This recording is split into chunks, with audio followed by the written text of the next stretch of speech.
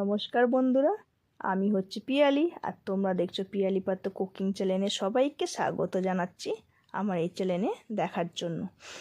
আর শীতকাল মানেই তো কচুরি, আর প্রত্যেকের ঘরে ঘরে এখন কড়াইশুঁটি মানেই কচুরি খেতে সবার ইচ্ছা করে। আর কড়াইশুঁটি দিয়ে যে অনেক রকমের রেসিপিও তৈরি হয়। আর যদি সেই কড়াইশুঁটি কচুরি যদি এই রকম ফুলকো ফুলকো হয়ে থাকে তাহলে আর কথাই নেই। চলো কিভাবে আমি স্টার্ট করছি, কিভাবে প্রথম থেকে শেষ পর্যন্ত দেখতে থাকো। প্রথমে দেখো আমি ফ্রেশ কড়াইশুঁটিগুলোকে ছাড়িয়ে নিয়েছি। ছাড়িয়ে সেইটাকে একটা পরিষ্কার করে আমি মিক্সিং জারেতে একদম দিয়ে দিলাম।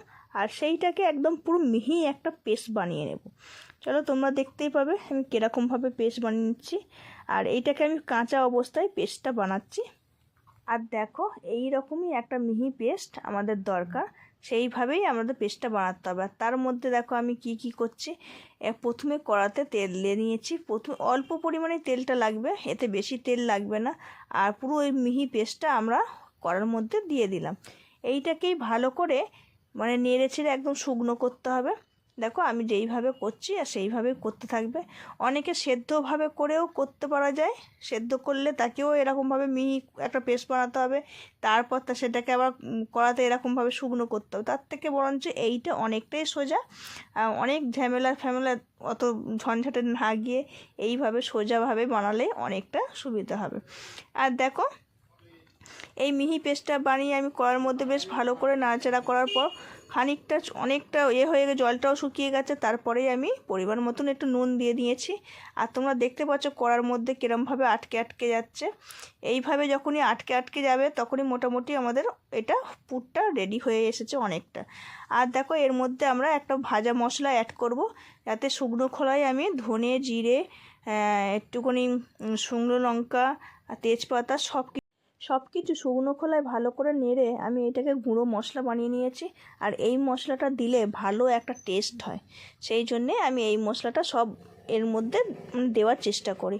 আর দেখো আমাদের যখনই খুন্তির মধ্যে লেগে যাচ্ছে তখনই আমাদের ভাববো আমাদের এই মশলাটা পুরো রেডি হয়ে গেছে। আর আমি দেখো সব ঢেলে তুলে নিয়েছি। তারপরে দেখো ময়দা নিয়ে নিয়েছি। আমি ময়দার মধ্যে পরিমাণ মতো নুন দিয়েছি আর সাদা তেল। আমি এর মধ্যে 1 চামচের মতো সাদা তেলটাকে ভালো করে মিশিয়ে নিয়ে আমি এটাকে জল দিয়ে ভালো করে ডো বানিয়ে নেব।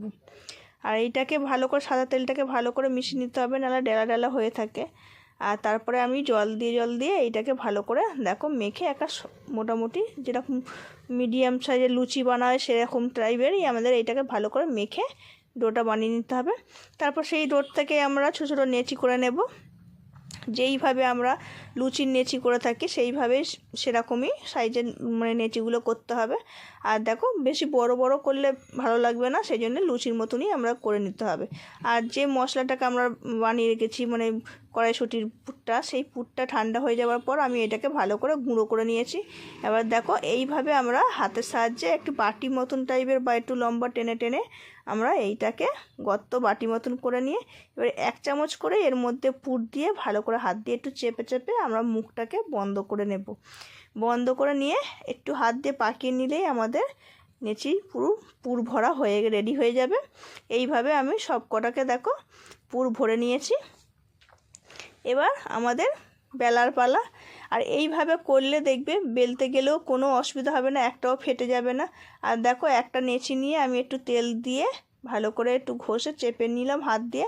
তারপর আমরা আলতো হাতে আমরা এইটাকে গোল আকারে একটু বেলে নেব। দেখতেই পাচ্ছ আমি কীরমভাবে টেনে বেলে নিচ্ছি।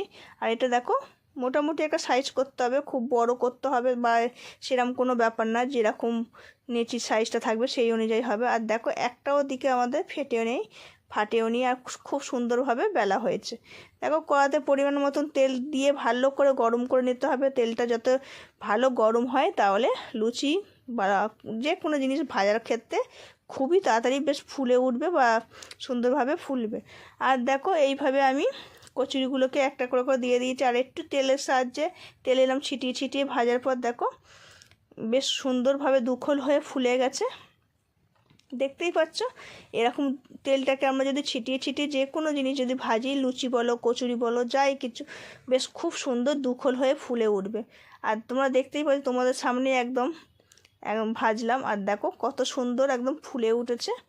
আর এই রকম যদি ফুলকো ফুলকো লুচি বা কচুরি হয় তাহলে তার কোনো কথাই নেই। দেখো এই আর একটা দিয়ে দিলাম, আর একটাকেও দিয়ে আমি দেখো একটু খুন্তির সাহায্যে আবার এরকমভাবে তেল ছিটিয়ে ছিটিয়ে দেবো, যাতে তেলটা বেশ ভালো করে ওর গায়ে পড়লে আবার দুখোল হয়ে ফুলে উঠবে। এইভাবে দেখো আমি সব কটাকে ভেজে নেব। আর এই গরম গরম কচুরির সঙ্গে তোমাদের আলুর দম বলো বা আলুর তরকারি বলো, যে কোনো তোমাদের তরকারির সঙ্গে খেতে পারো। দেখো এইটাও দেখো কত সুন্দরভাবে দুখোল হয়ে প্রত্যেকটা আমাদের কচুরি এইভাবে দুখোল হয়ে ফুলে উঠবে, আর কোনো ফেটে যাবে না, আর তেলও কোনো পুড়ে যাবে না। আর একদম তোমরা দেখতে পাচ্ছ তেলও আমাদের পরিষ্কার ছিল। আর দেখো আমাদের গরম গরম কচুরি পুরো রেডি হয়ে গেছে। আর এটাকে গরম গরম সার্ভ করলেই বেশি ভালো লাগে। চলো, আমার রেসিপি তোমাদের কেমন লাগলো অবশ্যই কিন্তু কমেন্টে জানাবে। ভালো লাগলে একটা লাইক শেয়ার সাবস্ক্রাইব করে দেবে। আর দেখো আমাদের আলু চচ্চড়ির সঙ্গে একদম গরম গরম কচুরি পুরো রেডি।